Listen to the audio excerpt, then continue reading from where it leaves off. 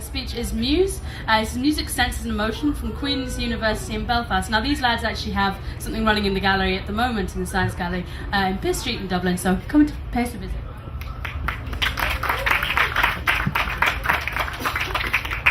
Well, thank you. And actually one of the things that we have running here today, and hopefully you get a chance, is actually to touch some of the chains that are in the center and actually connect chains to the others to the outside wall and create sounds and music for yourself. Because what we're involved in is actually looking at new ways of creating music. So can we actually come up with different things that you can attach to your body or touch or whatever it is and actually create sounds and music in entirely new and different ways. We're from the Sonic Arts Research Centre up at Queen's University in Belfast. And at the Sonic Arts Research Centre, we look at all sorts of different things of how to create sound, spatialize sound, move sounds above and below you, experiment with just everything you can imagine for new ways of creating music and sound. But the MuSE group specifically is looking at how we can use the human body and the human physiology. So again, if you've had a chance to touch the chains in here, you actually can use your own body and your own body's conductance to create music. And the more you press, the more you electricity will travel through your body, the more you're emotionally active and relax, the more you'll actually control sounds as well. So hopefully you get a chance to do that. And one more plug before I move on.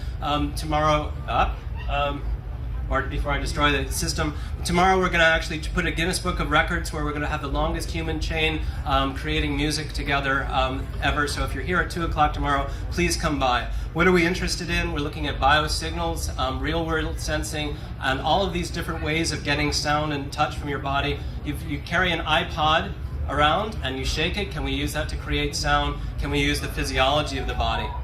What we're looking at in two areas. One is motion. Can we use the motion of the body to create sound? Not just the visible motion that you make, but also the invisible things that you make. Like when you flex a muscle, you actually create electricity that occurs inside your arm. The question is, can we use that electricity to control sound so that you're just standing there, you're flexing your muscle, and you have a way of controlling and manipulating sound?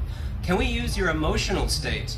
Can you, if you're happy, or if you're sad, or if you're laughing, can we use that emotional state to somehow manipulate music? And can you use that in performance as well? So this is some of the things that we're actually looking at. And how would we measure emotion? One of the ways is actually measuring the skin impedance on your hands. And so even in the chains that you'll touch here in the tent, you're actually going to be using your emotion to actually control sound there as well. So that's called electrodermal activity. What we're looking at here is a new way of creating sound by bypassing normal physical gestures. So actually just thinking sad, being happy, you're going to bypass physical gestures and actually create sound directly from that way.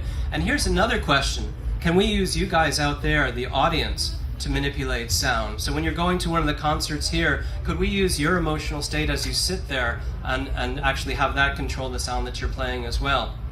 And so we've actually developed lots of different technologies to do this, all the way from the crazy and wild to some very, very simple bands. And actually on the 16th of this month, you'll see performances actually going on where the people will be wearing these bands and other things to control sound. But as I mentioned, one of the interesting things is, can we use the audience's emotional state? Can we hook your chairs up out there and actually get you to somehow in some way interact with music and sound during the performance? And so one of the things that we're doing is running experiments to really know what's going on with you right now. How much is your emotion changing?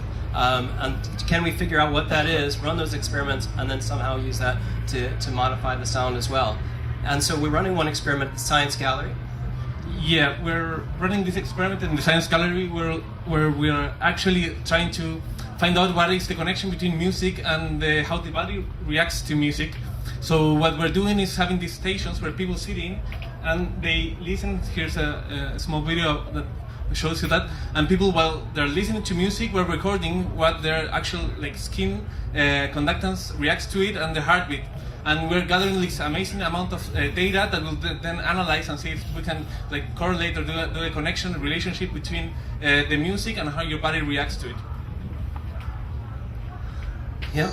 So the real question then is, can we take all of this data and all of this information and somehow use it to actually create a piece? And so we've actually done that. We created pieces like stem cells. And in stem cells, the performer actually has to go take their body and their mind through a whole stage of emotional states, from happy to sad to scared to whatever, and then create sounds and music from that. We're the Music and Sensors and Emotion group up at the Sonic Arts Research Center. Please check out our website, and if you're interested in any of the research, also go by the Science Gallery and check out what we're doing over there as well. So thank you very much.